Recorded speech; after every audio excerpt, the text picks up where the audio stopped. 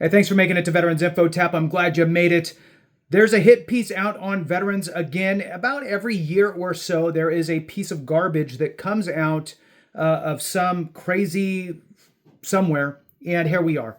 So this hit piece is much like the ones we've seen before, that there was a collaboration, if you will, between Lieutenant Colonel, what's his name, and somebody over at Stanford, and they put out essentially a hit piece on veterans and VA benefits.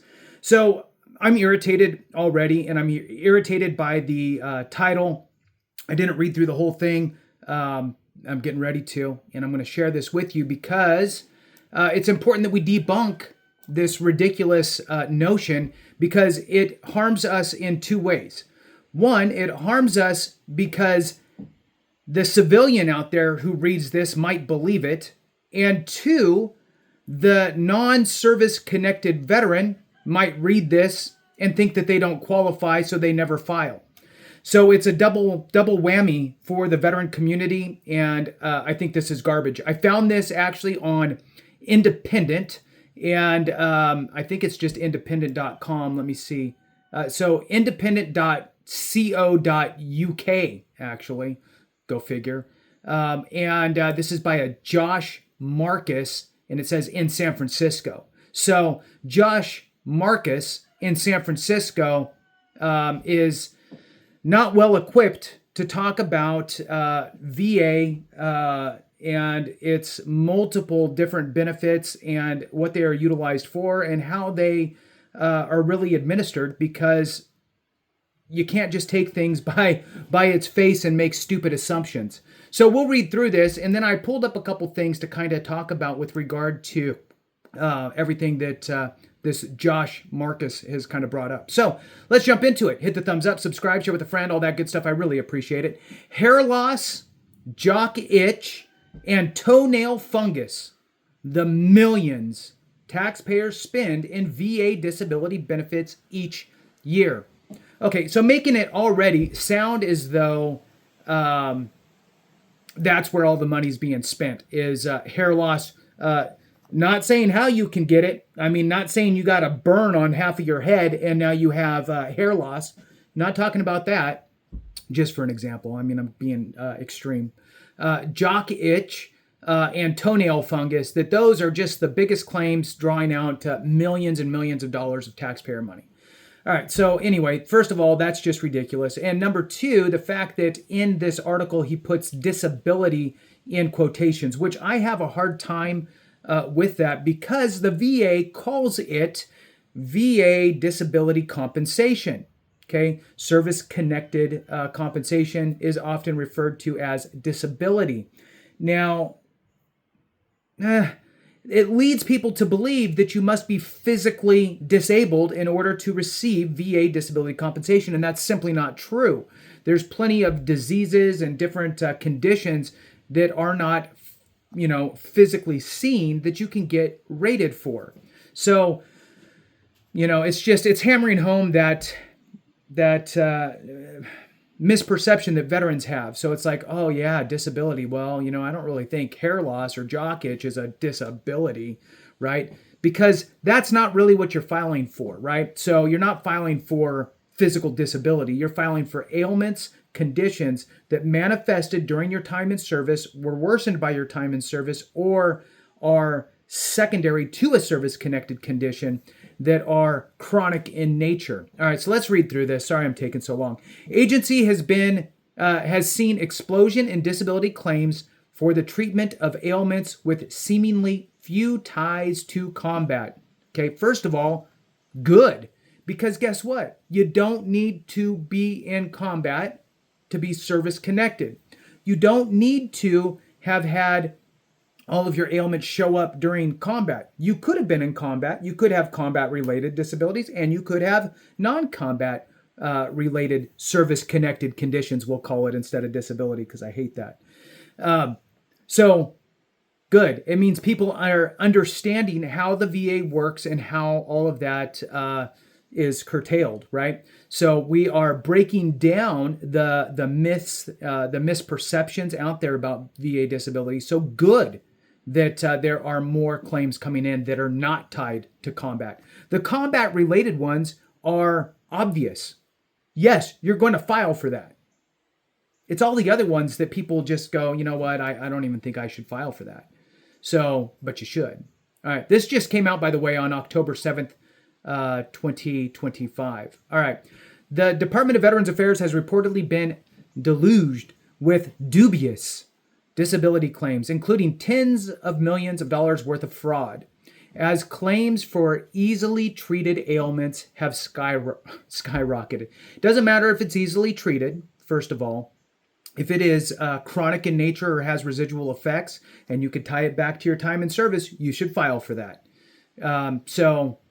As far as the fraud is concerned, I don't know, right? There's always going to be fraud out there. Veterans Affairs is not immune from that, but that does not mean that people should not file their claims. It means they should file appropriate claims. All right. Claims across a variety of categories have increased sharply in the past 2.5 decades, according to government data obtained by the Washington Post, even as the overall population of veterans has declined by nearly 10 million during that period. Again, it's awareness.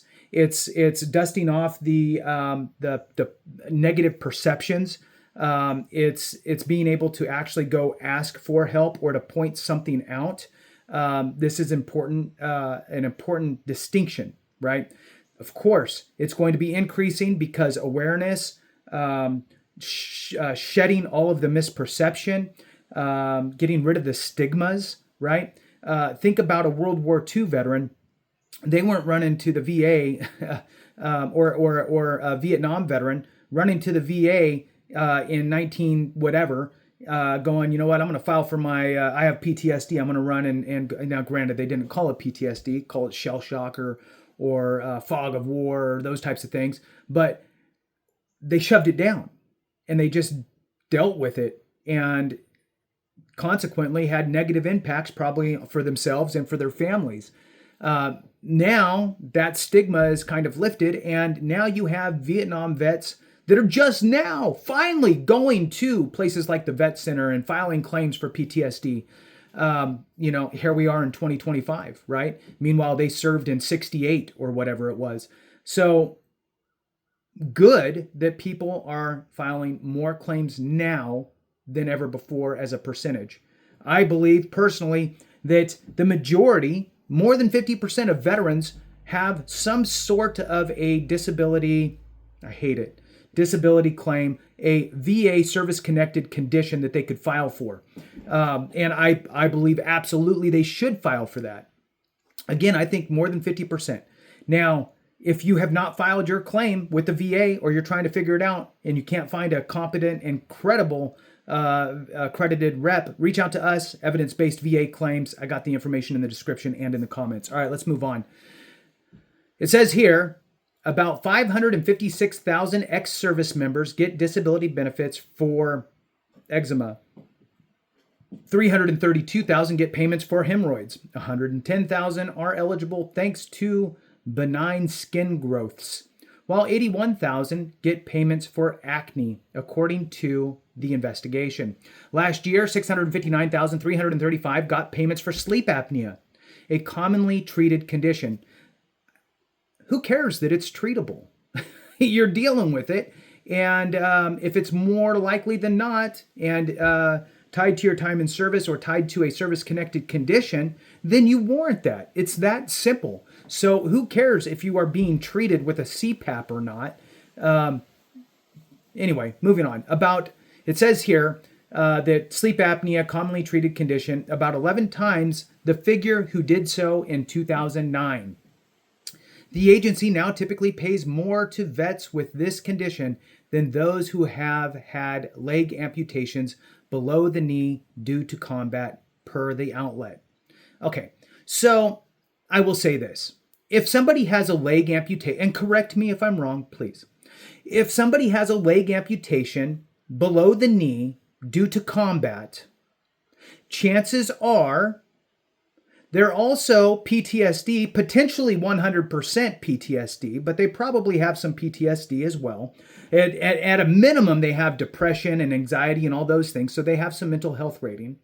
There's a good chance that it's at 100% mental health, and they potentially now have SMC either fully on it or aid in attendance or something like that. So somebody with a sleep apnea condition solely, let's just say just sleep apnea because that's what they're talking about, the maximum that you're typically going to see is 50%. And that's with treatment with a CPAP. So, there's plenty of vets that got 30% for sleep apnea. And then there's a bunch that have CPAP, right? And then, or other treatment device, and they're warranted the 50%. So, the figures are just baffling. Let's move on. These numbers dwarf the number of payments going out to veterans for more clearly combat-related injuries, including the roughly 11,000 getting benefits for severe or penetrating brain injuries, or the fewer than 1,700 getting benefits for losing limbs during the Iraq and Afghanistan war or wars. So I would think that, again, what we have here is somebody who's hyper-focusing in to try to prove their case on combat-related disabilities versus disabilities in general that are filed with the VA. And again, disabilities is a very broad word. It's better just to say service-connectable conditions, right? Chronic in nature, residual effects, could be migraine headaches, could be arthritis, could be GERD, could be anything, right? So the point is that the VA system is not set up to where you go, okay, well, really this is just for combat vets, and anybody else who's getting stuff is just kind of they're sneaking into the system. That's not true, and that's a horrible picture to paint for every single veteran who has not filed for VA disability compensation. And I pulled up some information here that I want to share with you, and then I'll jump back into this article just to set the stage a little bit here. So multiple factors associated with military service including chronic stress, toxic environment exposures, and severe infections can dysregulate the immune system and increase the risk of autoimmune disease. Simply by serving in the military, okay, you have an increased chance of autoimmune disease. Just want to throw that out there. There's a whole list of presumptive conditions out there as well. So, for example, let's say hypertension, okay, and we'll say chronic rhinitis, right? So those two, one for Vietnam folks, one for Gulf War folks. Let's just say, are those service connected? Because they don't sound like it, but because they're presumptive conditions, guess what? They are combat related in a way, right? Because they're saying because you served in this location, you're more likely to get this condition, therefore it's a presumptive. So it is combat related, although potentially delayed in when you notice it. So combat related service connected conditions such as hypertension, high blood pressure, and what are they going to say? Oh, a commonly treated condition, right? What are they going to say? Rhinitis? Really? That's not clearly a combat related illness. So these people really annoy me. All right, so let's talk about something else. So let's talk about the things that they talked about in the title, which is also very irritating. They talked about hair loss, they talked about jock itch, and they talked about toenail fungus. So let me just touch on these real quick, and then we'll jump back into this stupid article. All right, so toenail fungus, okay? So in order to get for a service connection for toenail fungus, first of all, it has to be something that's chronic. It's not just going to be, oh, I had it once, it went away. That's stupid. And then think about the severe situations that people have where, they're coming down with major issues with their feet due to hygiene, not being able to shower, you brought 2 pairs of socks and you're out there for a month, those types of things can cause major ongoing problems. So anyway, it says here, the fungus must have been service connected, meaning it developed during your military service. The fungus must meet the VA's definition of disability, in quotations, which is persistent or recurrent fungal infection, significant disfigurement or impairment of function, interference with daily activities or employment. Okay, so what kind of ratings could you get? We'll go through a couple here. A 0% is a mild infection, okay, with no significant impairment. 10% moderate infection affecting one or more toenails. 20% for severe infection affecting multiple toenails or causing significant disfigurement. Anyway, so that's some for toenail fungus. Let's move on to hair loss. Oh, okay. They make it sound like, oh yeah, I'm just getting some hair loss, want to file a claim. Okay, so the VA only recognizes certain types of hair loss for compensation. For example, male pattern baldness and other congenital conditions are not eligible for compensation. The types that may be covered include alopecia and scarring alopecia. Okay, those. And you're going to have to prove that those are service connected, right? That they developed during your time in service. And look, if you have a 0% rating, that means you have, with scarring alopecia, that's affecting less than 20% of your scalp. So 18% of your scalp could be gone and you're getting a 0%. You could have scarring alopecia that affects 20 to 40% of the scalp and you get a 10% rating. Oh yeah, you're cashing in. Love that hair loss. That's stupid. This guy needs to kick rocks. Let's see. Another one here is jock itch, right? So jock itch. It says here, basically you have a potential to file for it for conditions that are treated with topical creams for the affected area. You could potentially get a 10% rating. If the condition affects 20% or more of the body or exposed areas, or requires systematic therapy for 6 or more weeks a year, then you could get a 30% rating. Again, do you want 20% of your body covered in some sort of crazy rash? Probably not.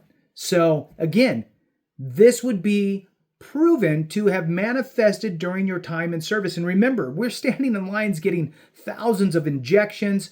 There's toxic exposures. There's, I hate to say hygiene problems, right? But look, it's kind of hard to shower when you're out for multiple days, weeks, even a month, right? Or more in some cases. You're not showering. Chances are you brought, 4 pairs of socks or whatever it is. And, things happen. So you're taking malaria pills, you're taking, anthrax stuff, trying to move on. So, I can just imagine that your body is just freaking out all the time with all the different stuff that we got pumping into us and dealing with through our time in the military. So it's no kidding why we have all these weird things that happen to us at a much younger age than the normal population. All right, let's move on. So let's see. It says here, these numbers dwarf the numbers of payments. Okay, I already did that. Moving on. In veteran circles, in veteran circles, according to the investigation, it's not uncommon for people to be encouraged to claim as many disabilities as possible. I'll do it right now. You should absolutely file for every single condition that you could possibly file for that you feel either manifested during your time in service, is a result of your time in service, was worsened by your time in service, or has resulted due to a service-connected condition. You should file for all of them. Why wouldn't you? That's stupid. You put your name on the dotted line. These are benefits that are out there for you. There is absolutely nobody out there in the civilian world that would sign up with some, we'll say a pre-IPO company that they say, hey, look, you stay with us 5 years, we're going to give you X numbers of dollars in stock worth $1 million, and but you got to stay with us 5 years, take us private or take us public. Okay, great. You stay with them 5 years, boom, company goes public, bam, everybody's happy, got all this stock, and you go, okay, great. I got another great deal over here. I'm going to go to this other company. Thanks, it was great working with you guys. Hey, don't forget your $1 million in stock. I don't need it. Keep it. You guys need it more than me. Nobody would do that. It's stupid. This is part of your benefits package. You were paid like garbage in the military. You got you got worked beyond what normal. Everybody did the funny math, right? I'm getting paid 17 cents an hour or whatever it is, right? And you have zero control, right? Over where you go, what you do, all of that stuff, which is fine. We all signed up for that. But we also signed up for these benefits, knowingly or not knowingly. We signed up to serve our nation under these circumstances, payable up till death. But in return, we get this. Take advantage of what you've earned. It's changing every single day. Let's move on. This guy really is frustrating. All right. Yes, to claim as many disabilities as possible. Yes. And the department pays for thousands of former soldiers' jock itch, toenail fungus, hair loss treatments, and other issues that don't clearly hinder employment. I beg to differ.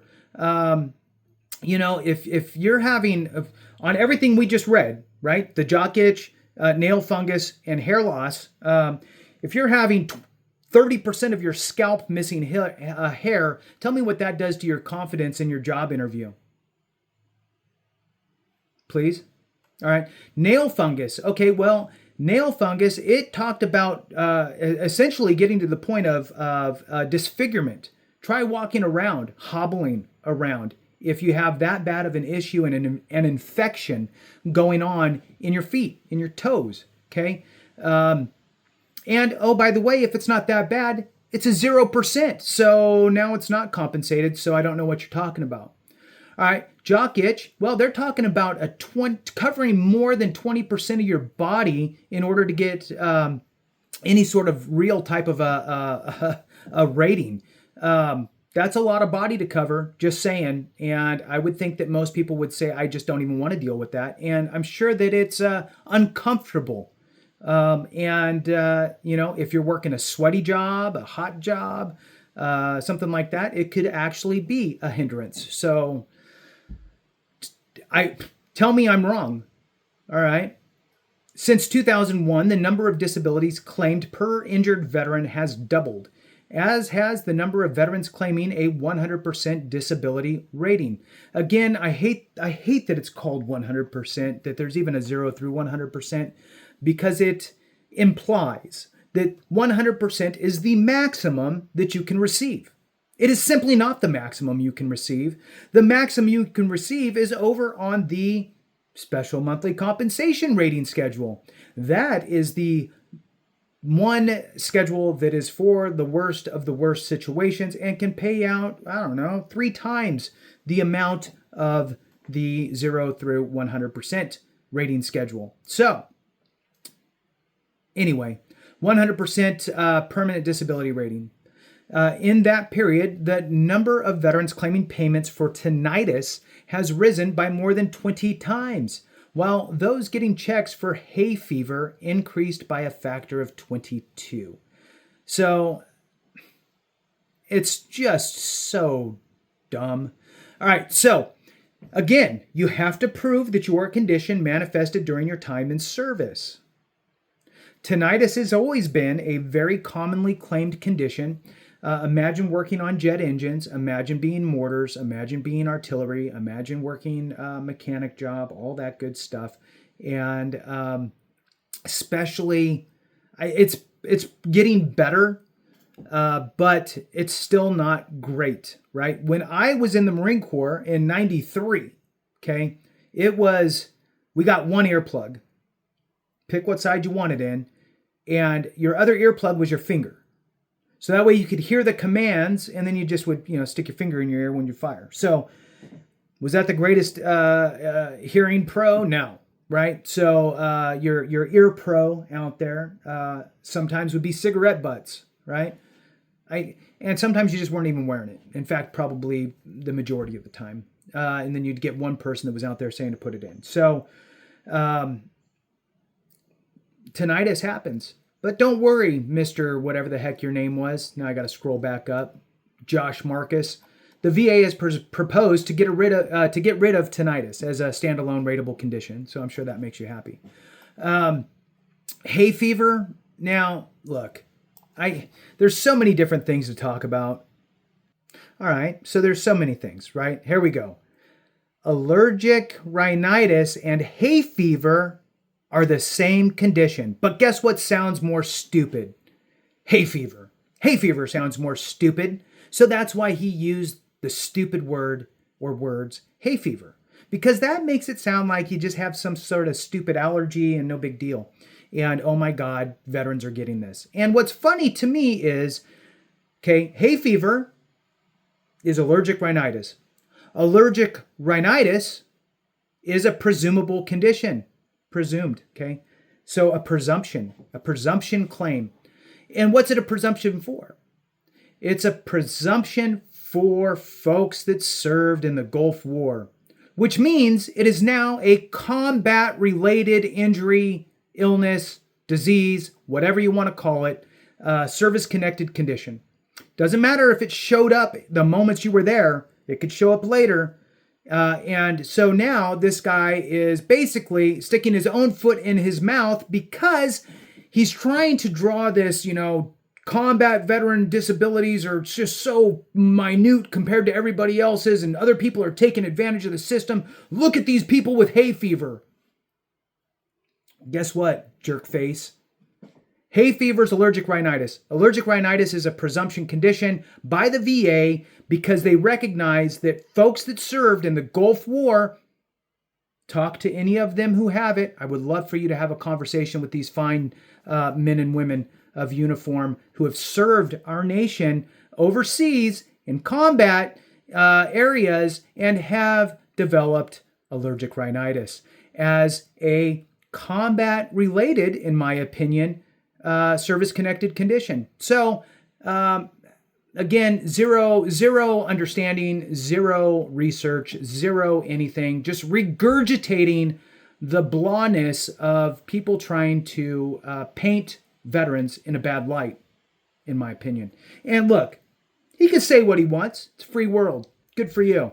It'd be nice if it was the truth, just saying. And the next time you see a veteran, you should probably just thank them for your ability to write. Except for this he's down in San Francisco, so good for him. All right. Beyond just claims for common ailments, some veterans have engaged in brazen attempts at fraud. Sure. Fraud is out there. There's bad people everywhere. Sadly, there's bad police officers, bad firefighters, bad paramedics, bad military members. And it's horrible. And I hate it so much. But I will say this. I think and I feel as though the percentage is less. There's less bad people. I think that overall we're a very great community that does good things out there. So, sure. So then he goes on to talk about somebody's, fraud and conspiring to defraud the government, blah, blah, blah. Sure. Glad that they were found and glad that they got punished, and that should continue. So the VA has uncovered at least 70 such fraud schemes since 2017. Okay, so what's that? 8 years, 70 claims, millions and millions and millions of veterans. So the percentage is very small, and it's going to happen. When you put money out there, sadly, right? You're going to have Social Security fraud. You're going to have all kinds of different fraud. You put money out there, and a way to get to it, people will try to be fraudulent. Never ever suggest that. Always be properly rated for what you deserve. Okay, don't make it something it's not. All right, so moving on, it says here, all told, the VA is on track to spend $193 billion this year on disability claims. The Washington Post found, which is this is where the other hit piece was, greater than the cost of running the entire Army. Observers say factors influencing the spiking number of claims include laws such as the 2022 PACT Act. This also drives me just absolutely nuts. So again, you have this whole article that's talking about essentially combat-related disabilities are okay. Everything else, smaller type claims, those are ridiculous and you should never be filing those. And in fact, it almost feels fraudulent, according to this article. But then he brings up the PACT Act. Okay, observers say factors influencing the spiking number of claims include laws such as the 2022 PACT Act, which made it easier to get both legitimate benefits linked to exposure to toxic hazards, as well as to make fraudulent clients, it says. I don't know if he means claims. Anyway, that's stupid. Yes, it does make it easier for people who served in, for the most part, in toxic environments, typically going to be your two big ones, which is Agent Orange exposed and Gulf War burn pit exposure. Okay, not saying there wasn't burn pits in Vietnam. We know, I mean, come on. So, but Agent Orange specific and burn pit specific, two different regions, two different periods, three different wars, if you will. Which means that they've created a presumptive list, or they've expanded presumptive lists, depending on which one you're talking about, for these combat area veterans overseas in those areas. So you should be like, that's great. I'm glad. That means that we're going to have more and more veterans who served in Vietnam, who served overseas in Iraq, Afghanistan, burn pit exposure stuff, getting their claims completed quicker, faster. Wouldn't you say that's a good thing? I would. I think it's great. Do I think that it could have done more? Sure. That's a whole other conversation. Moving on. Despite estimates like a 2018 congressional congressional budget findings that this is 2018 congressional budget findings that ending disability payments for ordinary diseases could save $33 billion over a decade, attempts to do anything resembling cuts to benefits for veterans has often proved political non-starter, as it should. In July, the Trump administration backed away from a previous plan to cut 83,000 workers at the agency amid outcry from veterans groups. Two quotations here, and then I think this is the end. Our message to the out-of-touch liberal activists peddling this garbage story is simple. America's veterans earned their VA disability benefits. It should be easier, not harder to get them, a spokesperson for the VA said in response to the reporting. Good. Let's read it again because that one was fun. Our message to the out-of-touch liberal activists. I mean, who knows who's doing this? I don't really care. Whatever side you're on, if you're against veterans receiving disability compensation, you're wrong. Peddling this so they're saying this obviously because it's the current administration, so it's going to always be pointing to the other side. I don't know who's saying it. I don't know what role this guy from San Francisco plays. I don't know what side of the fence he's on. I don't know any of that. All I know is his name is Josh Marcus in San Francisco. All right. So anyway,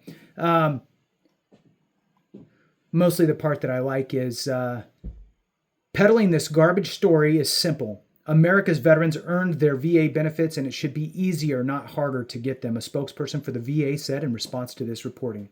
Another quotation, under President Trump, we are improving VA so it is faster and more convenient for veterans to get what our nation owes them. All right. So with that, completely disturbing, ill-informed, uneducated article. I mean, it's just ridiculous. I would love to have a real piece of information in there. There's nothing but a few numbers, then some tweaks and some smoke and mirrors to try to make it seem like something it's not. Again, the headline talking about hair loss, jock itch, and whatever the other one was, toenail fungus, as being just this huge driver of VA benefits. Remember that in order to have jock itch rated, one, it has to be service connected, and If it's treated with a topical cream in the affected area, you get a whole 10% rating. Good for you. If you have hair loss, it has to be alopecia, and it's either scarring or non-scarring. And if it's non-scarring, loss of hair limited to the scalp and face, you get a 0% rating. 0% rating. So if you have loss of hair limited to the scalp and face, you get a 0% rating. If it's non-scarring alopecia and it's loss of all body hair everywhere, eyebrows, everything, I guess your eyebrows are your face. So I don't know if they mean like your arms and armpits and, pubic hair and all that. I don't know. But you can get a whole 10%. And again, it has to be service connected. You have to prove that this is a result of your time in service somehow.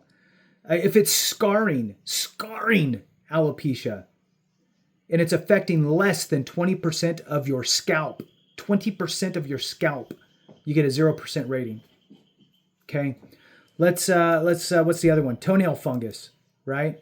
So toenail fungus, if it's a mild infection with no significant impairment, you get a whole 0%.